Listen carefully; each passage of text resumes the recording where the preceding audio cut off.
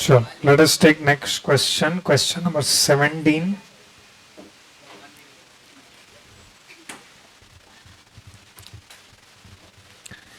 Question number 17 में correction है. I will let you know what is that correction.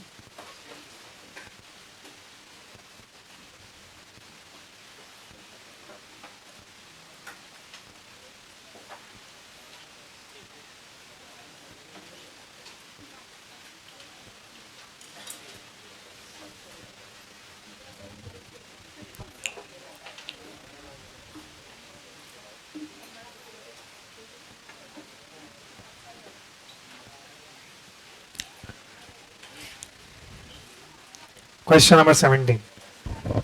Company furnishes the following store transactions for the month of September. Now I am not reading each and every transaction. जैसे जैसे transaction आते जाएगा हम करते जाएंगे. 30th September. अभी इसके बाद there is one statement that is missing. So write down correction. यहाँ पे prepare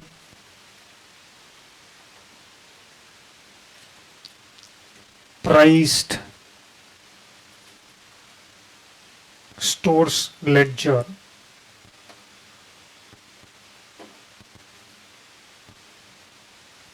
on FIFO method.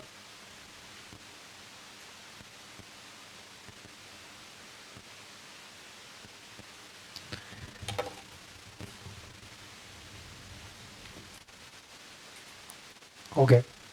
Now one thing that you can observe that is new in this question, they have given something called as what. हर जगह पे ये लोग ने हमको क्या दिया है. Yes, so हमारे फॉर्मेट में slide change I am doing. I will have to incorporate this, that is why मैंने एक एक्स्ट्रा कॉलम बनाया. So you can see these are the new columns. तो प्रिपेयर फास्ट. ये नया कॉलम है receipts के अंदर and this is new column under issues. Double page का जरूरत नहीं है, सिंगल पेज पे इतने कॉलम्स बन जाएंगे. बट हमको ये फॉर्मेट 2 पेज के लिए चाहिए क्योंकि बहुत सारे ट्रांजैक्शंस हैं प्लस फीफो मेथड है. एग्जाम में जनरली अवॉइड करो double page. Generally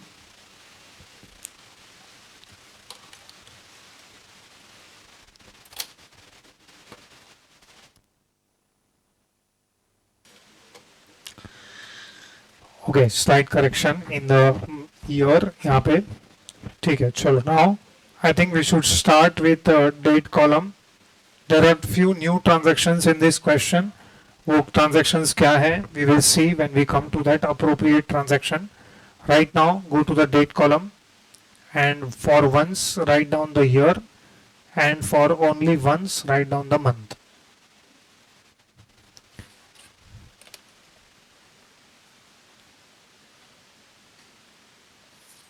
Now we will go date wise.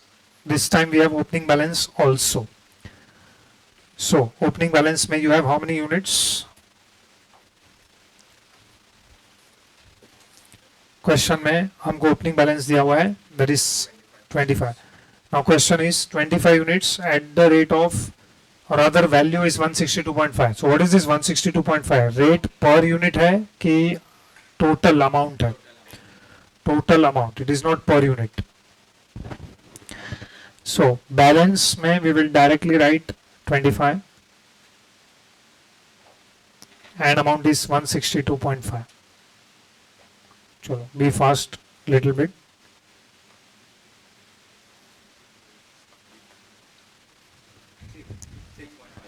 So we will find out per unit, that is 6.5.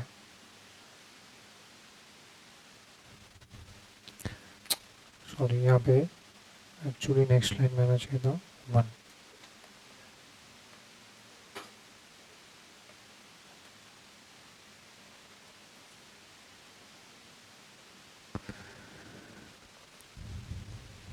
Okay, चलो be fast. 4th. What is happening on 4th? Issues. requisition number 85. तो कुछ नहीं करना है, only have to mention in requisition number column what is the date. 4. Requisition column में 85. How many units? 8 units. Price will be 6.5. 52.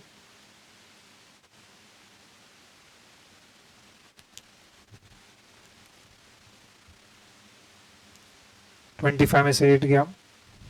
So we are left with 17.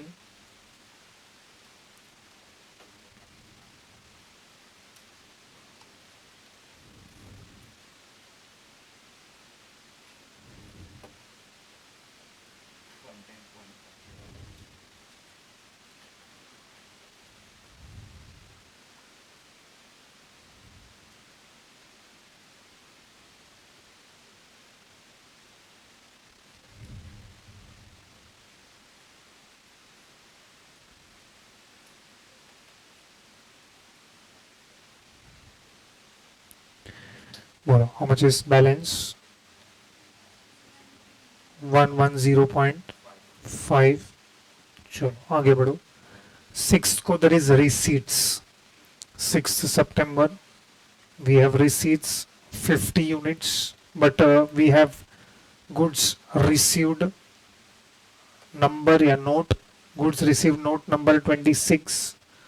So just यहाँ पे 26 mention कर दो. 50 per unit is 5.75.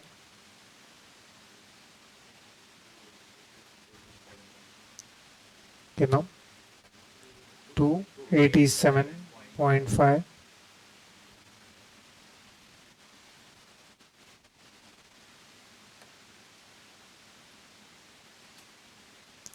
Balance में we cannot combine.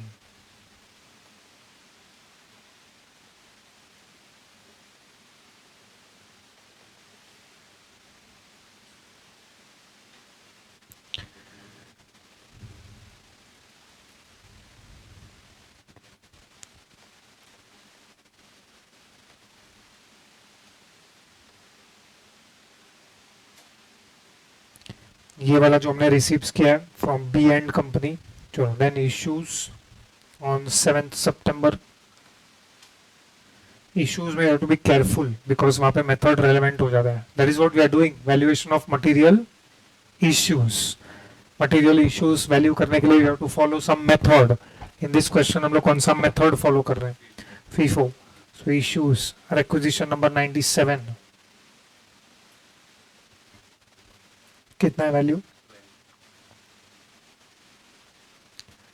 12 units will be issued out of, yes, 6.5 वाला 78. so ये 5 unit बचा. 6.5 वाला 37.5. okay, 32.5.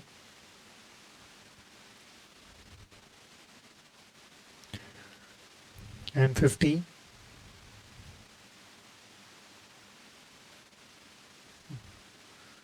287.5 वाला एज इट इज है हमारे पास. चलो after this next one. 7th के बाद next one is a new transaction. What is happening on 10th? Return to B and company. This is which return? Purchase return. क्योंकि B and company के बाद से हम लोग ने कौन से डेट को परचेज किया था? 6th को. 10th को हम लोग रिटर्न कर रहे हैं. So this will be coming under which receipts के issues. We don't have any number etcetera. तो 10 सीधा क्वांटिटी कॉलम में 10. इसका प्राइस क्या लेने का? 5.75. सॉरी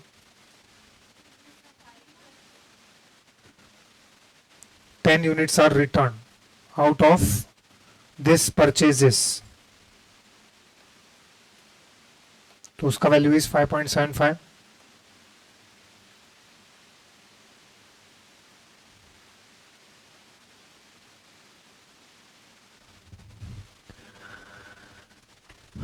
बैलेंस में ये 5 तो सेम ही रहेगा,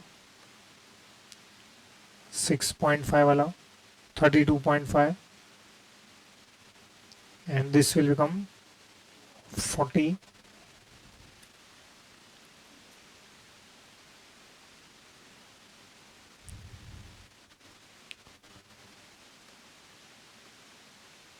$5.75 इसको मल्टीप्लाई करो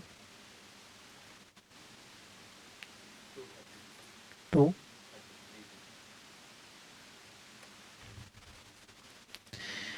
चलो ये हो गया हम लोग का 10th. Next is 12th and 13th is very simple issues, but be careful while you go for issues. कितना इशू किया हम लोग ने? 15 यूनिट्स, बट 15 यूनिट्स ब्रेक करके लिखना पड़ेगा.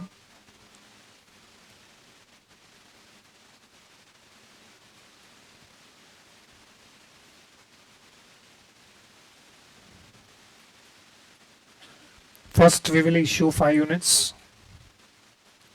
Requisition number 108. First issue 5 units of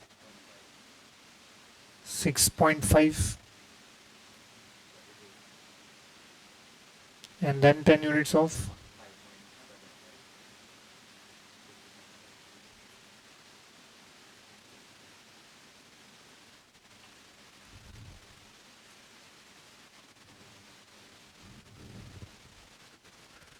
So balance will be 30 of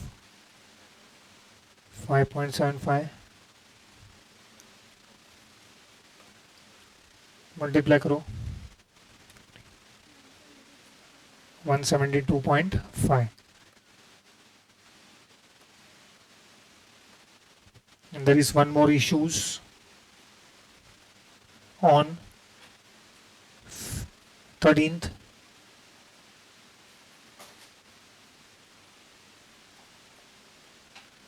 को कितने का इशू है? 20 units.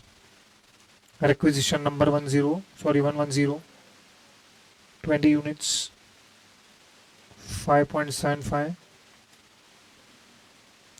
20, 115.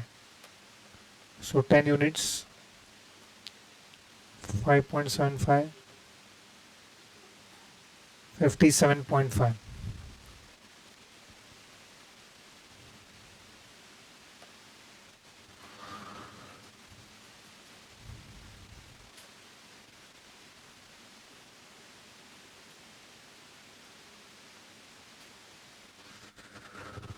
Okay, now we proceed further. We have reached up to 13th. For the time being, there is no new transaction. Receipts issues वही चल रहा है. Now we come to next transaction, which is on 15th. Receipts from MN company. So again, no new transaction. 15th को receipts हुआ है from MN company. GRN, goods received note 33. 25 units.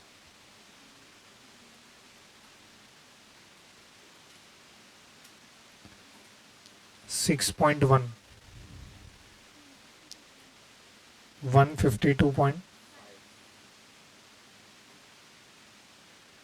So balance on same day.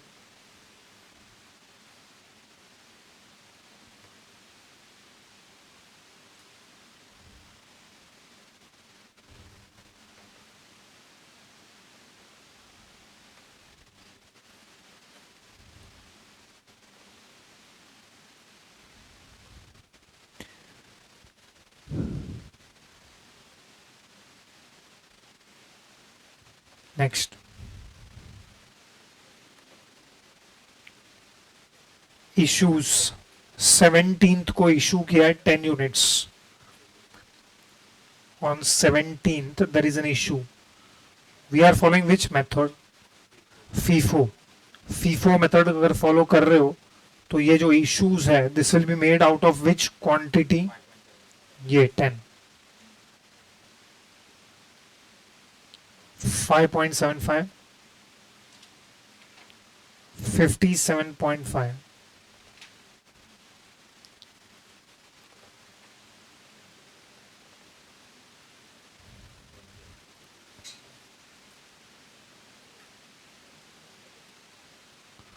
चलो next,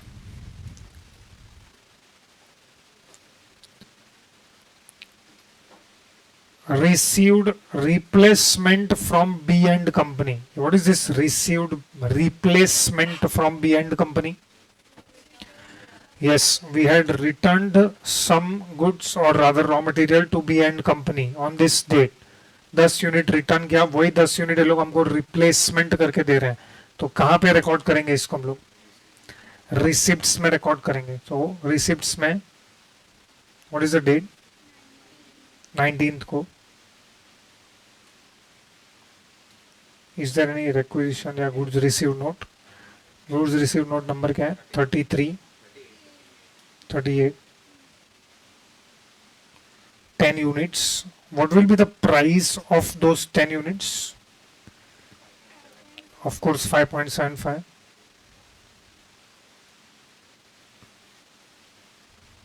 तो कितना होगा? 57.5.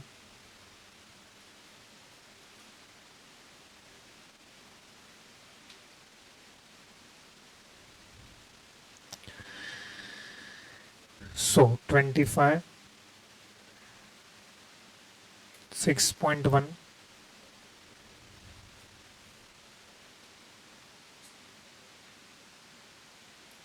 152.5,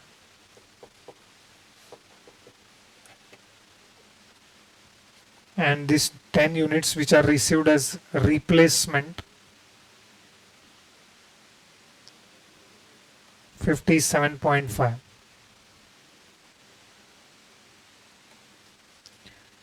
Sure. Next, this is 19th. 20th transaction is also new for us. 22 is also new for us. Then 29 and 30th. ये सब नए transactions हैं. What is number or date 20th? Returned from department. Material of M and Company. MRR number 4. First question, this is returned from which department to which department? Production department to stores department. वो लोग ने हमको return किया. We discussed this transaction in previous question. Why will production department return goods to stores department? या why they will return it back to stores department? Excess में रहेगा या unsuitable रहेगा, बट यहाँ पे excess ही लग रहा है. सो अगर चलो रिटर्न किया तो फर्स्ट क्वेश्चन के इसको हम कौन से इसमें रिकॉर्ड करेंगे? रिसिप्ट्स के इश्यूज, रिसीट्स. तो come to 20th.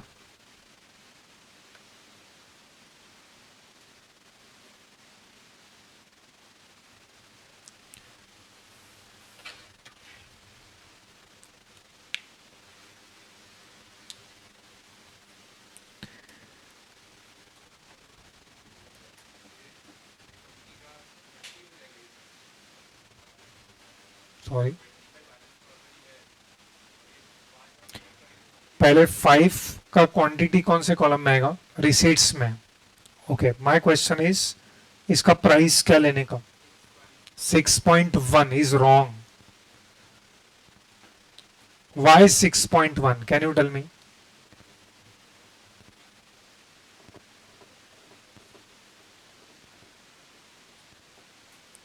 You said 6.1. 6.1 क्यों लेने का? बोलो.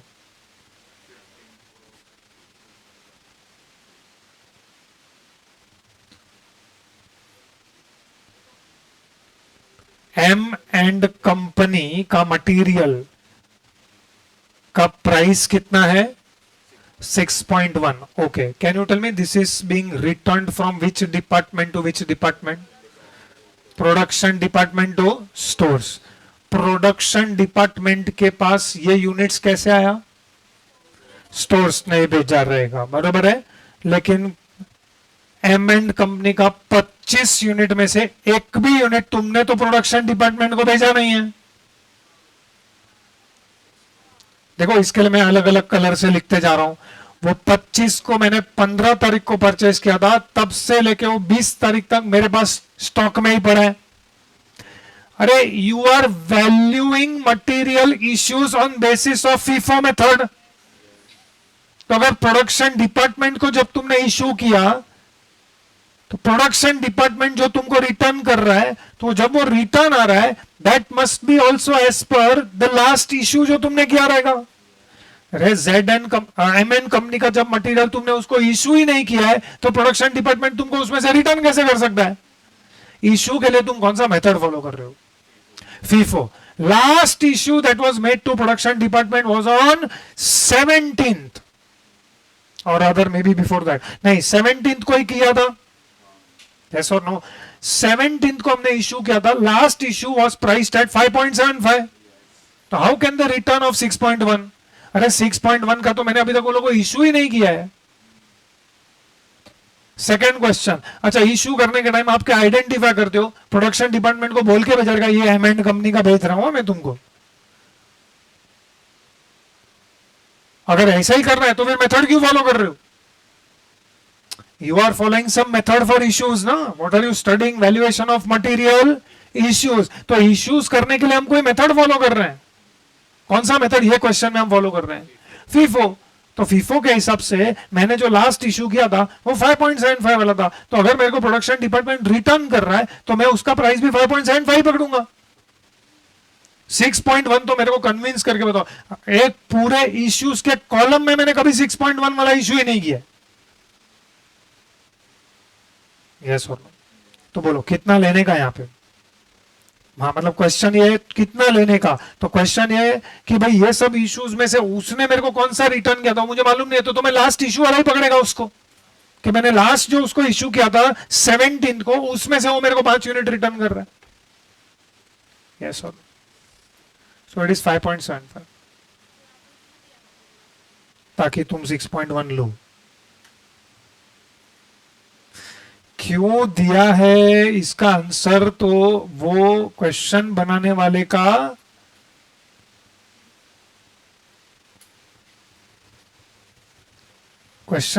को थोड़ा तुम प्रेस करो। अच्छा उसने फंसाया तुमको। आधे से ज्यादा बैच ने 6.1 बोला। मैं इसके लिए जानबूझकर कब से अलग कलर से लिखते जा रहा हूं, और 6.1 मैंने उसको इश्यू ही नहीं किया है।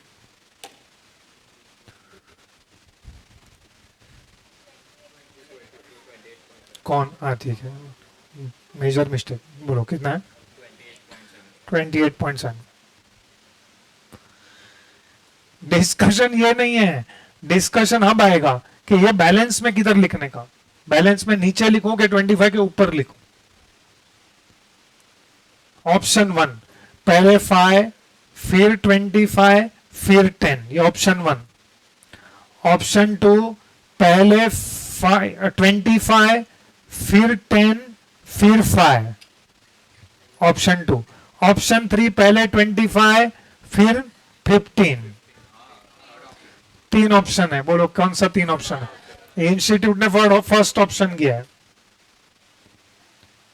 फिर से पूछ रहे क्यों? ये क्या बोलने का? क्यों? Okay, argument in favour of institute अगर मैं बोलूं, क्योंकि मैंने जो इश्यू किया था ना उसमें से ही मेरे को वो रिटर्न आ रहा है। मैंने वो इश्यू किया था उसमें से ही मेरे को रिटर्न आ रहा है। तो अब नेक्स्ट टाइम जब मैं इश्यू करूंगा ना तो पहले वो इश्यू करूंगा। तो I think that is correct argument. तुमको समझा मैंने क्या बोला? तुमने जो इश्यू लास्ट इश्यू कौन सा किया था तुमने?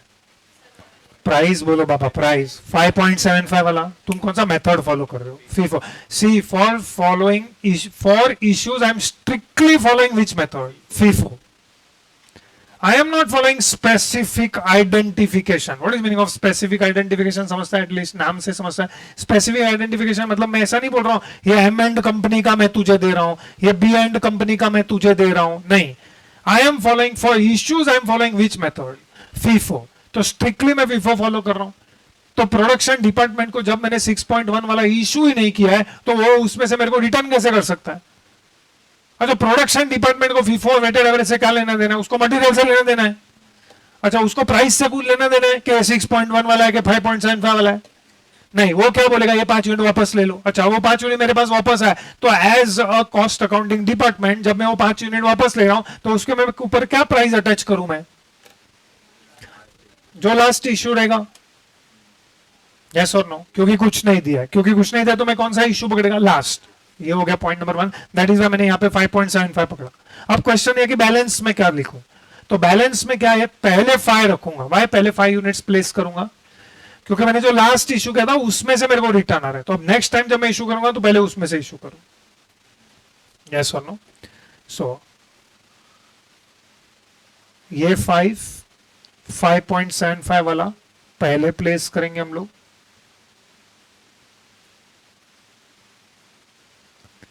देन 25, ये 25 6.1 वाला अभी तक हमारे पास ही पड़ा है, we have never touch this.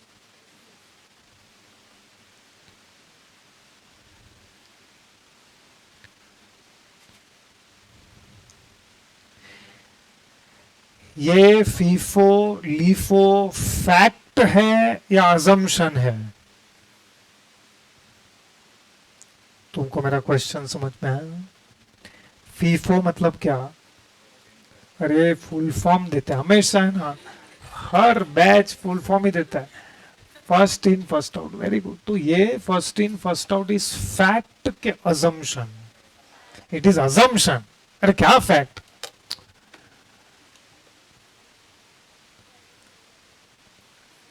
अरे फैक्ट कैसे हो सकता है? It is an I am assuming that जो मुझ पास पहले है वो मैं पहले इश्यू कर रहा हूं, इट इज अजम्पशन। अच्छा, can I assume other than FIFO? Yes, मेरे पास लीफो भी ऑप्शन है, मेरे पास वेटेड एवरेज भी ऑप्शन है, मैं वेटेड एवरेज अज्यूम करूंगा। फीफो मेथड, लीफो मेथड, ये सब अजम्पशन है। छोड़, तुम लिखो बाबा। ये 4 बराबर था, 4 यहाँ पे। हाँ चलो नेक्स्ट वन, मैं 22 और 29 ये साथ में डिस्कस करूंगा, तो लिसन केयरफुली।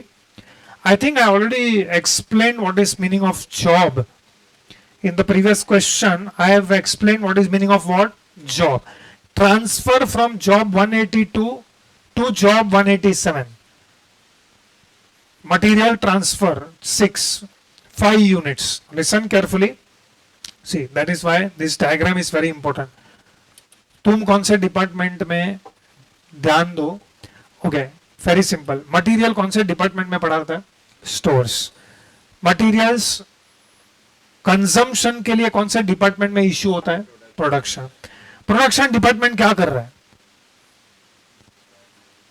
अरे प्रोडक्शन डिपार्टमेंट क्या करता है? कम से कम नाम पढ़ के तो बताओ, प्रोडक्शन डिपार्टमेंट क्या करता है? प्रोडक्शन कर रहा है। कैन आई से that production department is doing production? मतलब if I am a company, if I am a factory who is performing work on job basis, तो वो jobs production department में perform होता है। अब production department को अलग अलग jobs मिलता है, वो अलग अलग jobs को ये लोग ने नाम रखा है 182, 185, 187, 191। जैसे जैसे वो लोग को जॉब मिलते जाएगा वो लोग उसको नंबर डालते जाएंगे। सपोज फॉर एग्जाम्पल तुम एक्चुअली जाओ एक बार विजिट करो तो तुमको समझेगा। लाइक फॉर एग्जाम्पल जब मैं 2 व्हीलर देता हूं ना फॉर सर्विसिंग, तो 2 व्हीलर सर्विस सेंटर जो रहता है ना, वो सर्विस सेंटर के अंदर ही है ना, वो एक दुकान है जिसके अंदर है ना स्पेयर पार्ट्स मिलते हैं। फॉर एग्जाम्पल उस दिन मेरा हॉर्न का बटन टूट गया, तो बोला एक काम करो, बाजू में स्टोर्स है, उसके मुंह से भी वर्ड स्टोर्स निकला, बोला उस स्टोर्स में से बटन ले लो और उसको दे दो। सपोज फॉर एग्जाम्पल हो तो उसने मेरे को बोला, मैं नहीं रहता तो प्रोडक्शन डिपार्टमेंट से कोई आदमी आके उसके पास से लेके जाता था ना कि भाई एक सर्विसिंग के लिए आया है, मेरे को तुम बटन दो। तो स्टोर्स वाले ने, अंदर ही है, उसके अंदर ही है, वो वर्कशॉप के अंदर ही स्टोर्स है, वो स्टोर्स में से एक आदमी बैठा रहता है उधर, तुम उसको बोलोगे ना ये चाहिए, तो उसका सब नंबर लिखा रहता है कि इसमें ये है, इसमें ये है, वो एक आइडेंटिफिकेशन था जो उसको ही पता रहता है उधर किधर है। तो तुम अंदर देखोगे ना तुमको समझेगा नहीं कौन किधर क्या रखा हुआ है, और उसको मालूम रहता है, उसकी उससे नंबर रखा रहता है। तो ये नंबर से उसने क्या किया, मेरे को बटन इश्यू करके दे दिया, मैंने उठा के उसको दे बोला ये लगा दो। सपोज मैं नहीं है तो स्टोर्स डिपार्टमेंट में कौन जाएगा बटन लेने के लिए? कोई प्रोडक्शन डिपार्टमेंट का आदमी जाएगा। अब ये तो छोटा ही एग्जाम्पल है, लेकिन बड़े बड़े फैक्ट्री में ऐसा नहीं होता है। प्रोडक्शन डिपार्टमेंट क्या इश्यू करेगा? Material requisition. Suppose for example मेरे को बहुत सारा मटेरियल चाहिए, तो क्या करेगा? प्रोडक्शन डिपार्टमेंट एक लिस्ट बनाएगा एमआरएन, वो लिखेगा मेरे को ये सब रॉ मटेरियल दे, वो सबमिट करेगा स्टोर्स डिपार्टमेंट रिसीव करेगा, उसके बेसिस पे रॉ मटेरियल इशू करेगा। अब स्टोर्स डिपार्टमेंट ने ये 5 यूनिट्स इशू किया रहेगा। ये 5 यूनिट्स किसके लिए इशू किया रहेगा? जॉब नंबर 182 के लिए इशू किया रहेगा। ये जॉब नंबर 182 कहां पे परफॉर्म हो रहा है? प्रोडक्शन डिपार्टमेंट में परफॉर्म हो रहा है। अच्छा, by the way job number 187 भी किधर परफॉर्म हो रहा है? प्रोडक्शन डिपार्टमेंट में परफॉर्म हो रहा है। अब जॉब नंबर 182 के लिए 5 यूनिट की लिया रहेगा, किसने किसके पास से लिया रहेगा?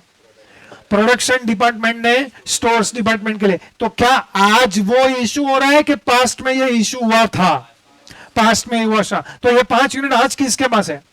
22 सितंबर को ये 5 यूनिट किसके पास है? प्रोडक्शन डिपार्टमेंट के लिए। लेकिन प्रोडक्शन डिपार्टमेंट ने क्या सोचा, नहीं यार ये 5 यूनिट है ना 182 में नहीं लगाना है, ये 5 यूनिट 187 में लगाना है। तो प्रोडक्शन डिपार्टमेंट ने ये 182 का जो 5 यूनिट है वो किधर कंज्यूम किया? 187 में कंज्यूम किया। हम क्या बना रहे हैं? Stores ledger. बोलो रिसीट्स के इश्यूज, रिसीट्स के इश्यूज कुछ नहीं, बिकॉज वहां पे ही इंटरनल ट्रांसफर हुआ है प्रोडक्शन डिपार्टमेंट के अंदर ही। Production department has consumed this 5 units on which job? 187 instead of which job? Production department 182 कहां पे परफॉर्म हो रहा है? Production department. 187 कहां पे परफॉर्म हो रहा है? हाँ, तो 187 पे वो 5 यूनिट कंज्यूम हो रहा है। तो प्रोडक्शन डिपार्टमेंट ने जो पहले 5 यूनिट लिए थे किसके लिए लिए थे? 182 के लिए लिए थे, लेकिन वो 182 पे यूज नहीं किया। वो लोग ने किस पे यूज किया? 187 पे। तो मैं एज ए स्टोर्स डिपार्टमेंट क्या करूं? In fact I am not stores department, I am cost accounting department. वो लोग ने क्या किया? इंटरनल ट्रांस जो 182 टू 187 मैं रिसीट्स या इश्यूज में कब रिकॉर्ड करूंगा? जब स्टोर्स में या तो आया या तो गुड्स गए या रॉ मटेरियल गया। Yes or no? Same thing is applicable to transaction which is on 29th. 29th में it has been transferred from which department to which department? Department A to Department B. Production department में भी अलग अलग department हो सकते हैं। Like for example workshop A workshop B। अभी workshop A workshop, कभी तुम कार सर्विस सेंटर या टू व्हीलर सर्विस सेंटर में चल जाओ तो हर वर्कशॉप में अलग अलग काम परफॉर्म होता है।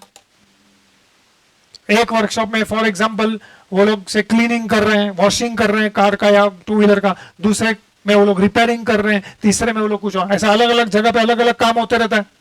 तो these are called as various departments और कॉल्ड एज वर्कशॉप। तो एक ही पूरा सर्विस सेंटर दे में डिवाइडेड इनटू 2 और 3 वर्कशॉप्स। भाई वर्कशॉप है इसमें ये काम होगा, वर्कशॉप बी इसमें ये काम होगा, वर्कशॉप सी इसमें ये काम होगा। तो ये जो यूनिट्स थे for example 5 units, this 5 units were issued to which department? Department A.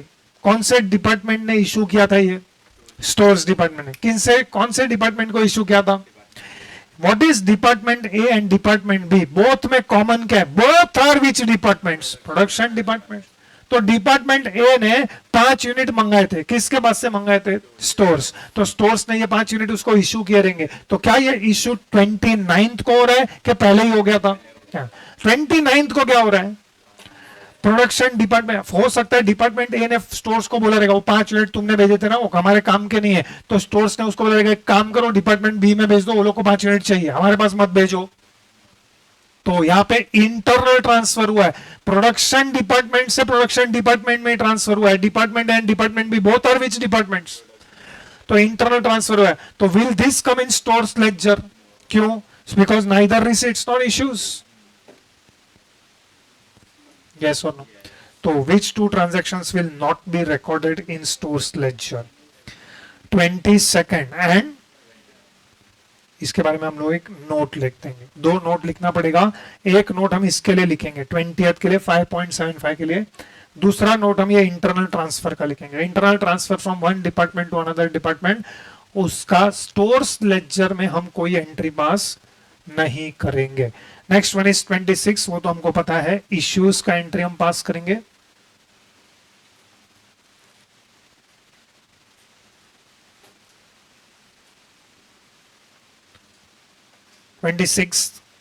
Issues number 146,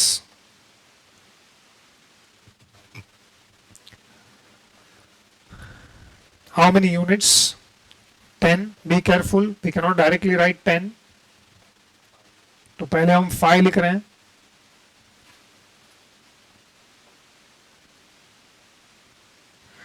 $5.75 वाला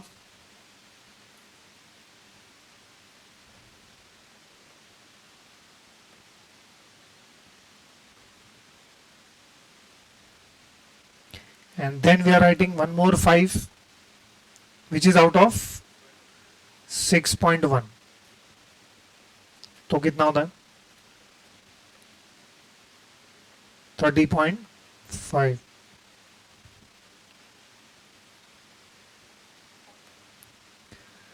सो पहला लॉट ओवर, सेकंड में से 26.1, is it 132? Just check, 122, okay.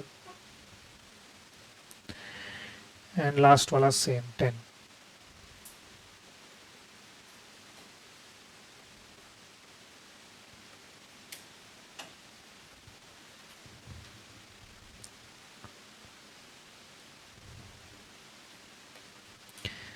And now 30th wala is also new for us. What is this on 30th? What has happened? 30th को क्या हुआ है? Shortage. What is meaning of shortage?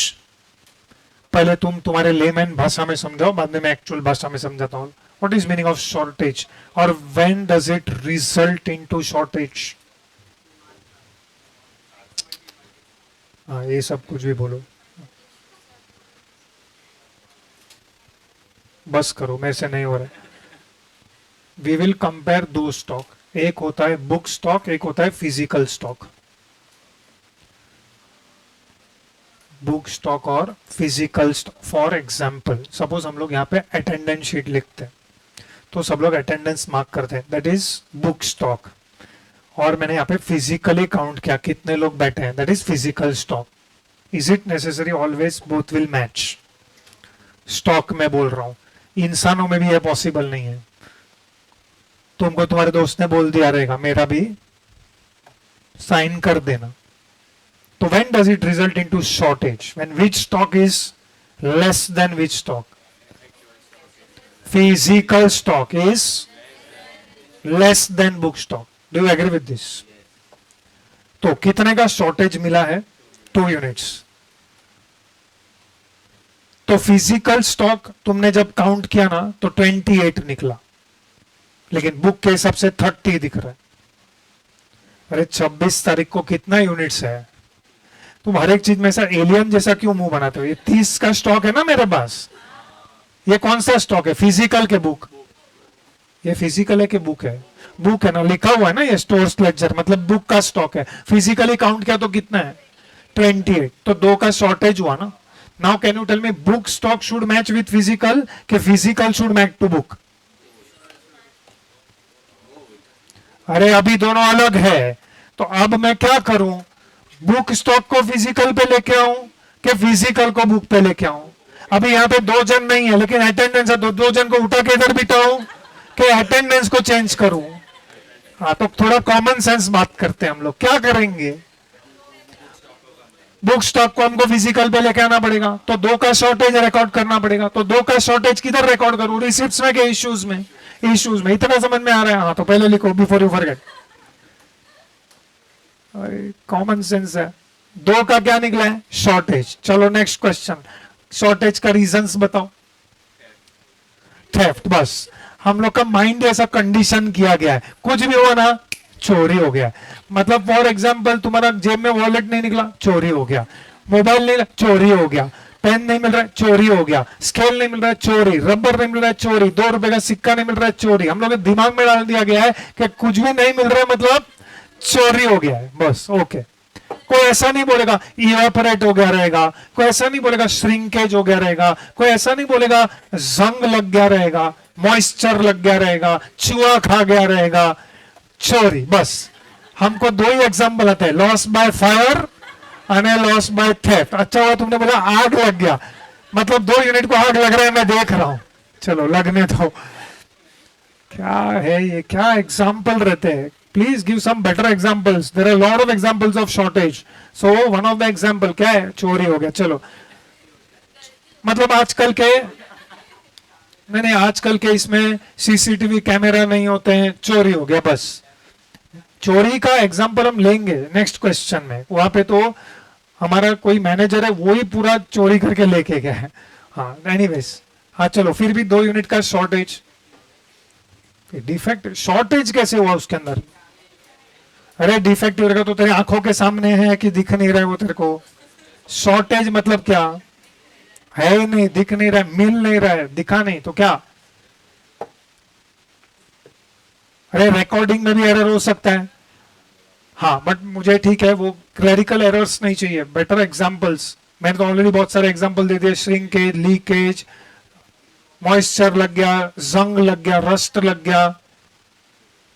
और है ना, ये थेफ्ट नहीं बोलते, इसको पिलफरेज बोलते हैं। पिलफरेज मतलब पेटी थेफ्ट। पेटी थेफ्ट मतलब समझता है, उधर वर्कर घूम रहे, आजू बाजू देखा, कोई नहीं देखा, ऐसा डाल दिया, अभी जितना आया उतना वैसा गिन के नहीं लेगा, जो आया वो डालो, जेब में निकल गया, उसको पिलफरेज बोलते हैं।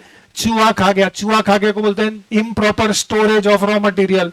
ये हम क्यों पूछ रहे हैं? बिकॉज इसको तुमको क्लासीफाई करना पड़ेगा कि ये जो दो जन का शॉर्टेज है ना, एज अ कॉस्ट अकाउंटेंट तुमको क्या डिसाइड करना पड़ेगा कि ये दो का शॉर्टेज इज नॉर्मल कि इट इज एबनॉर्मल। तो अगर कुछ नहीं बोला रहेगा तो हम क्या लेंगे इसको? एबनॉर्मल। ऐसा मैं क्यों पूछ रहा हूं? Because treatment will depend upon वो शॉर्टेज का रीजन। बोलो अगर नॉर्मल रहेगा तो क्या करने का? अगर सपोज दो का नॉर्मल रहेगा, अब तुम सोचोगे, obviously you will ask the management store keeper, भाई तेरे को क्या लगता है 2 यूनिट का शॉर्टेज मिला है, तो ये नॉर्मल है, ये होते रहता है, तो इसका ट्रीटमेंट अलग होगा। और अगर ये दो, अगर स्टोर कीपर एबनॉर्मल बिहेव करेगा, और ऐसा कैसा हो गया, सब तो मेरे आंखों के सामने रहता है रोज, ऐसा पॉसिबल ही नहीं है, तो तुम इसको कौन सा ट्रीट करोगे? एबनॉर्मल। अब ये दो का नॉर्मल ने दो का एबनॉर्मल, इसमें ट्रीटमेंट अलग होगा। चलो एबनॉर्मल इज इजी, अगर ये एबनॉर्मल नहीं, पहले नॉर्मल चाहिए, अगर ये नॉर्मल रहेगा तो क्या करोगे? नॉर्मल रहेगा तो क्या करोगे? इशू में तुम्हें लिख दिया है 2 यूनिट, अगर ये नॉर्मल है तो इसके प्राइस में कुछ नहीं आएगा, क्वांटिटी 2 से कम हो जाएगा एंड प्राइस इन्फ्लेट हो जाएगा। ये ज्ञान हम पिछले लेक्चर में ही ले चुके हैं। अरे इफ इट इज नॉर्मल तो तुम क्या कम कर दोगे? क्वांटिटी कम कर दोगे। इसमें भी तुम क्या फॉलो करोगे? फीफो। वही पूछने वाला था ना तू। इसमें भी हम क्या फॉलो करेंगे? फीफो। किस में से कम करेंगे? 20 में से कम करेंगे फीफो, क्योंकि I will strictly follow FIFO. How can you से क्या 20 में से 10 में, तो आई विल फॉलो फीफो। अरे वेटेड एवरेज में तो ऐसा अलग अलग में लिखता ही नहीं है, टोटल रहेगा मेरे पास। 30 में रहेगा, 30 में से 2 कम हो गया, मतलब 28। हाँ, मतलब weighted average is better method to explain actually. मतलब मेरे पास टोटल कितना था? 30, उसमें से कितना कम हो गया? 2। तो जो कॉस्ट है ना अभी, वो 28 का कॉस्ट हो गया, मतलब मेरा कॉस्ट या प्राइस पर केजी बढ़ जाएगा या प्राइस पर यूनिट बढ़ जाएगा। This is if you treat shortage as normal. Simple language में, अगर ये नॉर्मल रहेगा तो इसको यहां पे वैल्यू नहीं करने का। इधर तक समझ में आया? लेकिन अगर ये एबनॉर्मल है, बिकॉज कुछ नहीं दिया, तो हम इसको क्या अज्यूम करेंगे? Abnormal. I am assuming that this shortage is abnormal. तो मैंने ये भी बताया, अगर ये एबनॉर्मल है तो इसको तो बाकायदा तुम कॉस्ट पे वैल्यू करोगे। बरोबर है? मतलब ये 2 का शॉर्टेज किस में से मान लेंगे हम लोग? 20 में से। Again for this also we will follow what? FIFO. मतलब इसको किस पे वैल्यू करेंगे? मैं इसको वैल्यू कर रहा हूं, मतलब मैं इसको क्या मानता हूं? एबनॉर्मल मान रहा हूं। यस।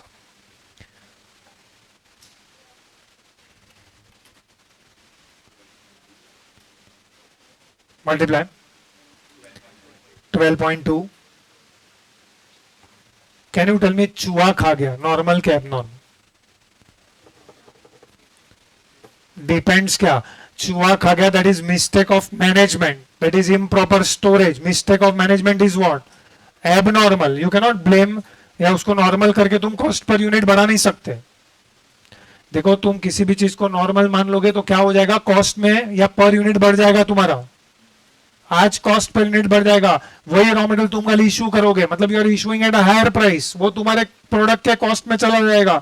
तो मैनेजमेंट का मिस्टेक तुम कस्टमर को या तुम्हारे कस्टमर के साथ कस्ट से तुम रिकवर नहीं कर सकते हो। यस और no? So improper storage of raw material is abnormal. Mistake of management normal है कि एबनॉर्मल है? एबनॉर्मल है। Leakage, shrinkage, evaporation, rust, due to normal nature of the raw material. अभी फॉर एग्जांपल मेरा रॉ मटेरियल कोई liquid रहेगा या chemical रहेगा या सॉल्ट रहेगा या ऐसा कुछ रहेगा, वो थोड़ा बहुत पानी लग गया तो उसका वेट लॉस हो गया या वो श्रिंकेज हो गया, लीकेज हो गया, तो मैं क्या करूंगा, उसको एक बार मैं नॉर्मल ट्रीट करूंगा due to inherent nature of the raw material.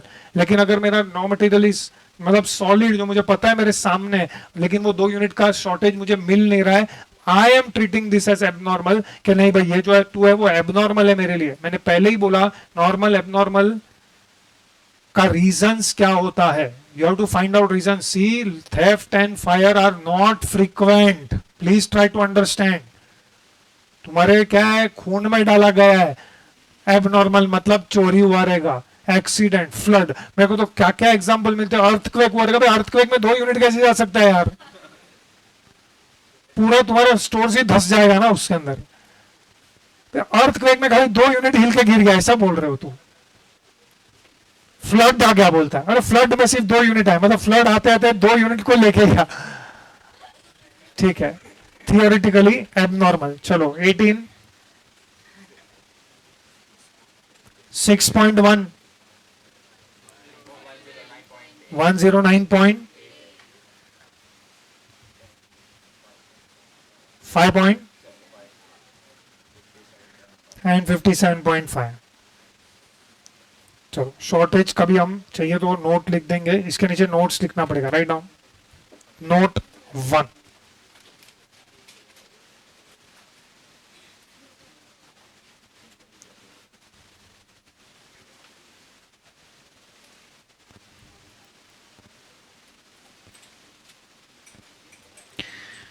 Note number 1, पहले डेट लिखो कि कौन से डेट के लिए तुम नोट लिख रहे हो।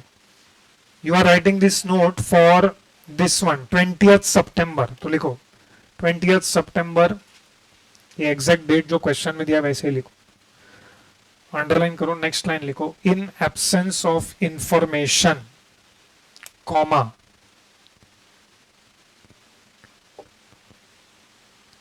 in absence of information, comma, the price of material returned from, the price of material returned from a user department, from a user department on 20th September 20x1, जो वो लोग ने लिखा है, on 20th September has been taken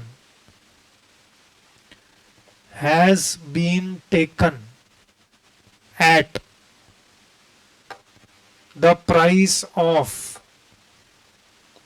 has been taken at the price of the latest issue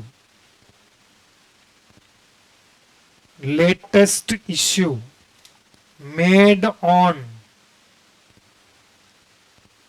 17th September 20x1, जो भी है 17th सितंबर। देखो 20th को हम लोग ने जो प्राइस लिया, वो प्राइस हम लोग ने कौन से डेट का लिया है, लेटेस्ट इशू का। That was made on which date, full stop. इसी में आगे लिखो, in FIFO method, in FIFO method, comma, physical flow of material, in FIFO method physical flow of material is irrelevant. Do you understand this, what मैंने लिखा है, what is meaning of physical flow of material is irrelevant. See, अगर तुम physical flow के हिसाब से ही तुम record करने वाले हो इश्यू, तो फिर फिफो ने वेटेड एवरेज ये सब ढोंग क्यों कर रहे हो। Strictly you are following which method, first in first out. तो फिजिकल फ्लो मेरे लिए इंपॉर्टेंट नहीं है, मतलब ये मैं एम एंड कंपनी का इश्यू कर रहा हूं, नहीं मैं बी एंड कंपनी का इश्यू कर रहा हूं, ये इंपॉर्टेंट नहीं है। कंटिन्यू राइटिंग, क्या लिखा लास्ट में, irrelevant, comma, and issue price is based on, issue price is based on, मुझे पता है तुमको शॉर्ट फॉर्म आता है, लेकिन यहाँ पे जानबूझ के फुल फॉर्म लिखो, first in first out.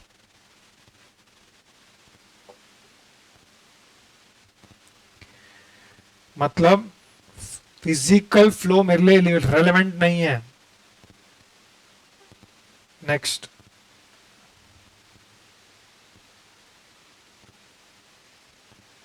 Note 2,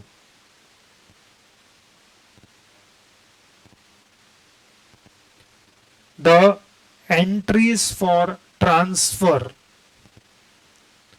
the entries for transfer of materials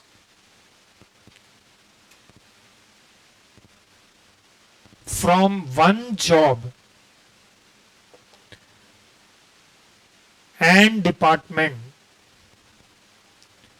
from one job and department to another on, अच्छा अभी दो डेट्स लिखना पड़ेगा, which are those two dates, ये 22 सितंबर एंड 29 सितंबर, एग्जैक्टली द सेम वे जो क्वेश्चन में लिखा है, respectively on 22nd September and 29th September respectively, comma, do not affect the cost ledger, do not affect the store's ledger, do not affect the store's ledger. Note number 3, the shortage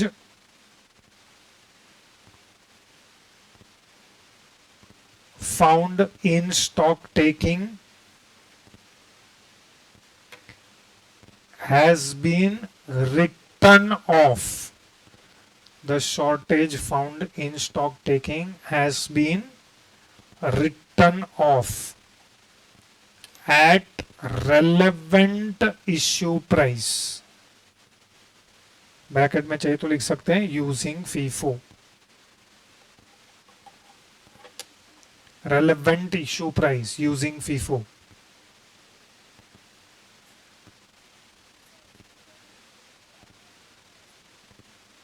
आप लिख सकते हो, हाँ नहीं दिया रहेगा तो हम उसको हमेशा वैल्यू करेंगे। नेक्स्ट क्वेश्चन हम करेंगे, उसके अंदर दोनों है, normal as well as abnormal. You can read question number 18 का लास्ट पैराग्राफ, यहां पे लिखा है, as the company has the tendency of stock taking every end of the month to check and report for loss due to rusting of components. तो rusting of components के लिए वो लोग के लिए क्या बन जाएगा, नॉर्मल। लेकिन आगे, new stock manager on 30th September found that 900 units of microcontrollers were missing, which was apparently misappropriated by the former stock manager. Former stock manager का story just उसके ऊपर दिया है। Stock manager of the company expressed his need to leave for his hometown due to certain contingency and immediately left the job on the same day. Later his phone is also switched off. मतलब उसने कांड किया है, उसका कांड हम लोग को स्टॉक टेकिंग में पकड़ा गया, वो 900 माइक्रो कंट्रोलर्स को लेके भाग गया। मतलब इसको हम लोग कौन सा लॉस ट्रीट करेंगे, एबनॉर्मल, मतलब उसको बकायदा वैल्यू करना पड़ेगा at the relevant issue price. तो ये क्वेश्चन में वेटेड एवरेज मेथड है, तो जो भी वेटेड एवरेज प्राइस रहेगा उस पर हम वैल्यू करेंगे।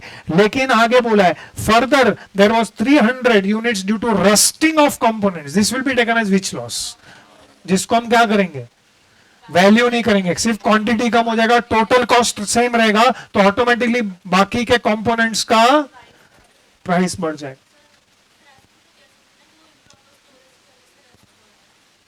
ऐसा लिखा है, एक मिनट, ये क्वेश्चन में जितने ट्रांजैक्शंस हैं, which method you have to follow, तो ये तुम्हारा होमवर्क है। तुम लोग है ना 20th सितंबर तक करके लेके आओगे। इसमें अगर प्राइस डेसिमल में आ रहा है तो 2 डेसिमल तक राउंड ऑफ करोगे. Ideally you should keep it up to 4 और 6 डेसिमल्स, लेकिन वो कॉलम बहुत छोटा होता है, इसके लिए इतना सब डिटेल में एक्सपेक्टेड नहीं है. तुम उसको 2 डेसिमल तक राउंड ऑफ करोगे. 1 2 3 4 5 6 7. अच्छा एक मिनट, डोंट पैक, या फिर पैक करो, उसके बाद भी सुनना तो पड़ेगा ही. हाँ, तुम्हारा next lecture is on Wednesday. That is your last lecture of early bird of this subject. Last lecture of this subject नहीं बोला, ऑफ अर्ली बर्ड. तो उसमें हम लोग को खत्म क्या करना है, अभी भी मटेरियल्स में 2 क्वेश्चन बाकी है, 19 एंड 20. ये बहुत ही सिंपल क्वेश्चन है, समवेयर अराउंड 1.5 आवर लगेगा 2 क्वेश्चन कंप्लीट करने के लिए. और इनफैक्ट क्वेश्चन नंबर 20 का तो मैंने फॉर्मेट भी दिया हुआ है.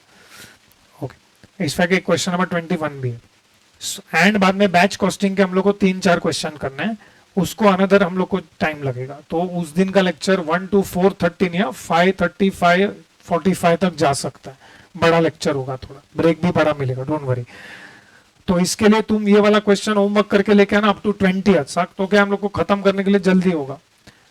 ठीक है, so do that and come Wednesday को हम ये चैप्टर कंप्लीट करें.